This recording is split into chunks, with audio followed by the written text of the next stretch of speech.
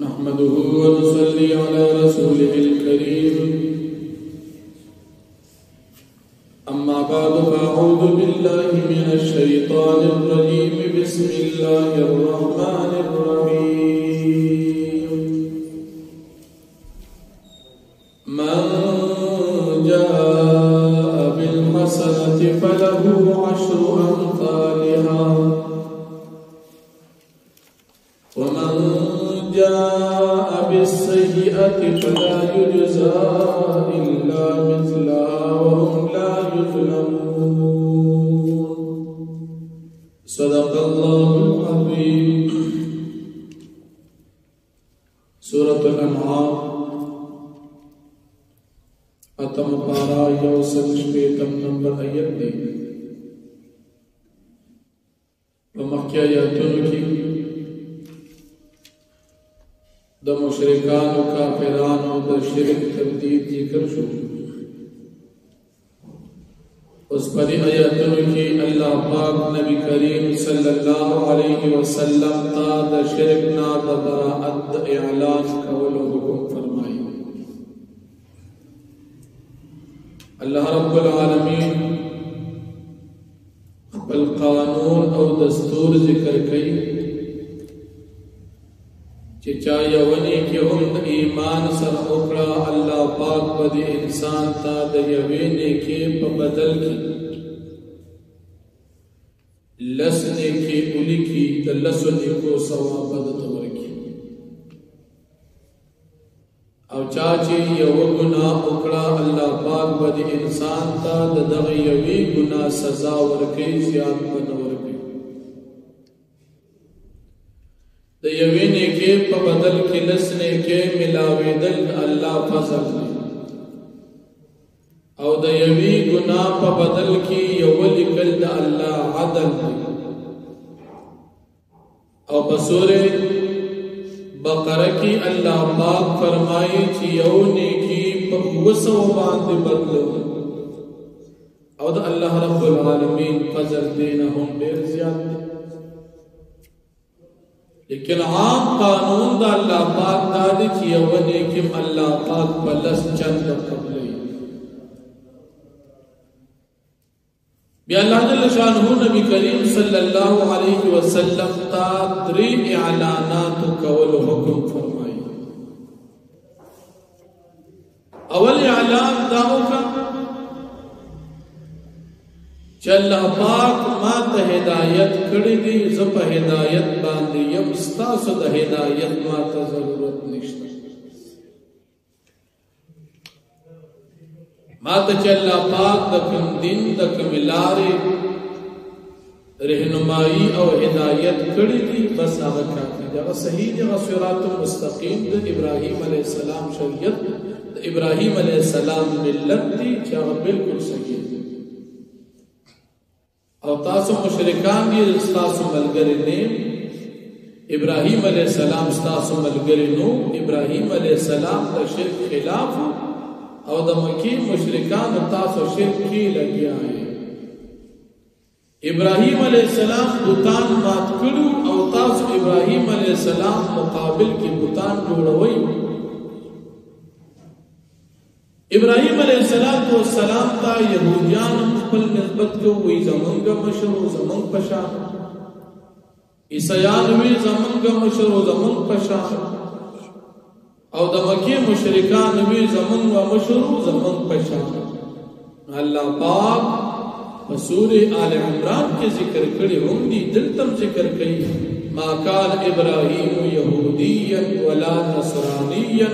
ولكن كان حنيفا مسلما وما كان من المشركين. يهودي منو عيسائي منو او مشرك منو. چې مکی مشرکان نبی علیہ الصلوۃ والسلام توئی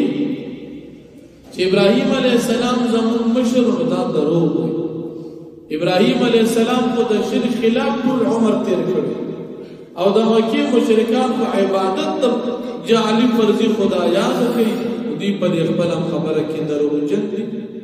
اول اعلان نبی علیہ السلام تا اللہ پاک فرمائی دعا دیم اعلان اللہ پاک نبی کریم صلی الله علیه وسلم ته فرمای چې دې خلکو ته وایي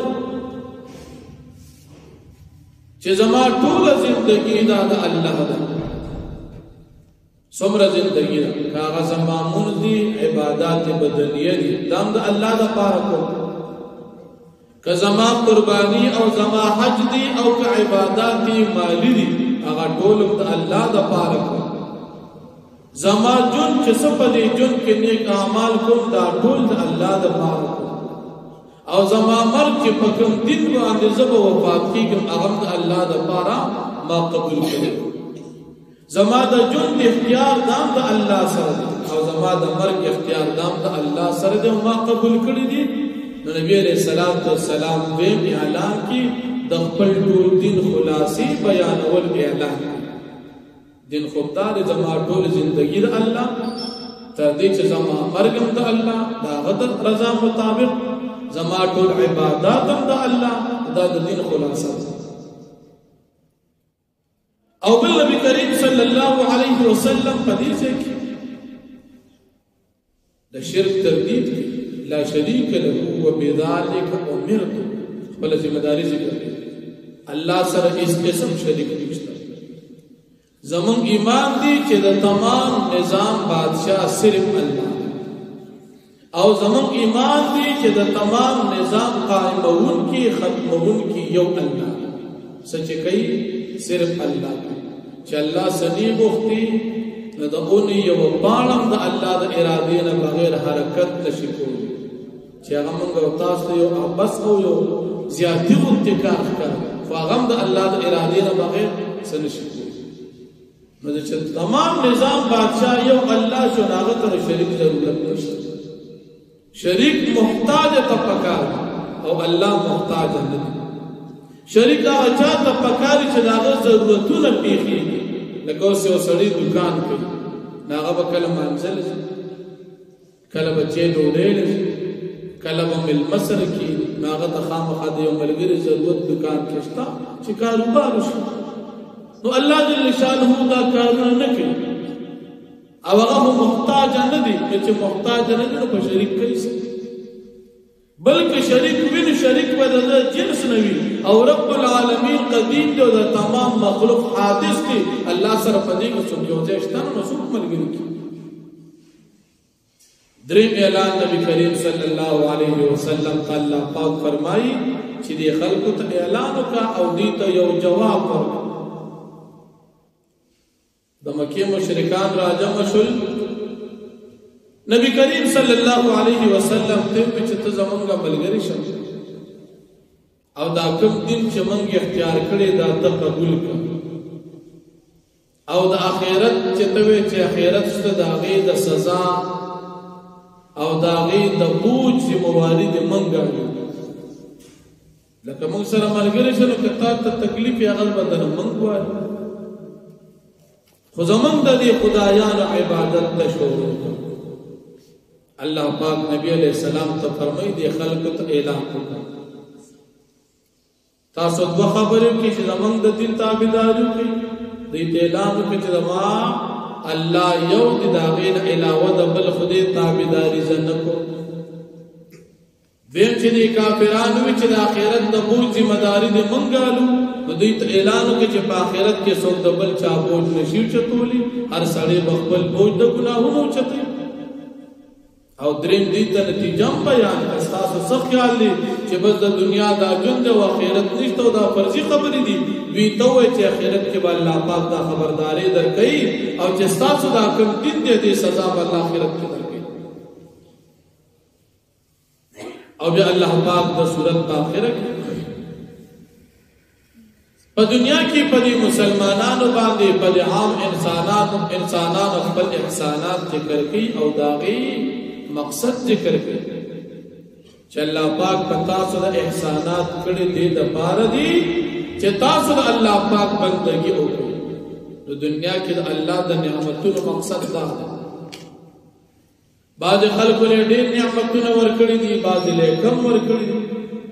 بعض کې چې توال په نعمتونو کې ورکړي دي چې بعض ته نه دي ورکړي خو بده کې الله پاک د انسان امتحان دی د مالدار امتحان مخلی د غریبم اخلی د مرتبی والم اخلی او د بغیر مرتبی والم اخلی د نارینم اخلی د زنانم اخلی د خیستم اخلی د بدرنگم اخلی د هر چا امتحان الله پاک اخلی په غریبه کې د الله پاک پر عذاب باندې صبر کوي کنه کوي د الله د نعمتونو شکریا ادا کوي کنه ادا کوي په ماجاره کې د الله د نعمتونو شکریا ادا کوي او کنه ادا کوي او د الله پاک یاد پکې تازه کوي کنه لکه بیا چا نیک اعمال وکړ الله بخون کې مهربان دي مسلمانانو د پاک او کچا نیک اعمال وکړ کافر دي الله پاک سخترین عذاب ورکوي نو الله جل شانه فرمایي من جاء بالحسنه چاچرا تب کو پیونه کې باندې فلو حشر امثالها پس د پار لس چند ثواب ندي ومن جاء بالحسنه او چاچرا تب بالسيئه چاچرا تب کو گناہ باندې فلا يجزى الا مثلها پس د توبه د نشور کولی د دې ګناه مگر په یو باندې هم لا یظلمون په دې باندې اس قسم ظلم نشي کولی قل تو فرمای انني هداني يقين ما هدایت کړی دی ربي زما رب الى صراط مستقيم دلال نیغي چلال نیغا دین دی قیما برابر ملت ابراهيم حنیفا چې ملت ابراهيم عليه السلام حنیفا سراسر هدایت دی وما كان من المشركين او نو ابراهيم عليه السلام د مشرکانو قلت فرمایا پیغمبر علیہ السلام ان صلاتي ونسكي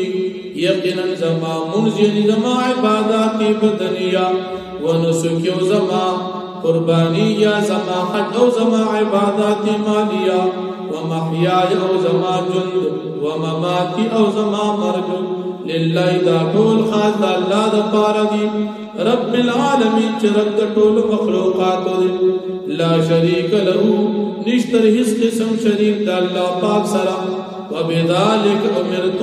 او بد اخلاص او قدر توحید ما ته حکم شوی وان اول المسلمین او دو اول د مسلمانانو نه یم په خپل امت کې قل تو فرمای پیغمبر علیہ السلام غیر الله ابغي ربا ایا غیر د الله پاک زولتم رب او رب كل شيء او حال دار چې د الله پاک رب د هر یو شی دی نو نه لټو ولا تكسب كل نفس الا عليها او نکي اس یو نفس الا عليها مگر داغي وبال وی پد باندې ولا تزر وازره وزر اخرى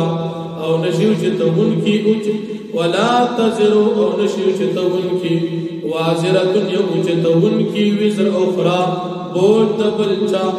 نشیو چې تولی یو چې تون کی بوج دبل ثم الى ربكم بیا بد رب تاسو ته مرجعكم واپس تاسو دا تاسو دې خپل رب طرف ته واپس دا فینبئکم بما کنتم فيه تختلفون پس خبرداری بدر کی تاسو ته هغه څه باندې چې تاسو باغی کې اختلاف کوي په دنیا کې هو الذي يدعى الله پاک غزاد دی جعلکم خلائف الارض چې تاسو ګرځولې جانشینا په وخت د ازمکه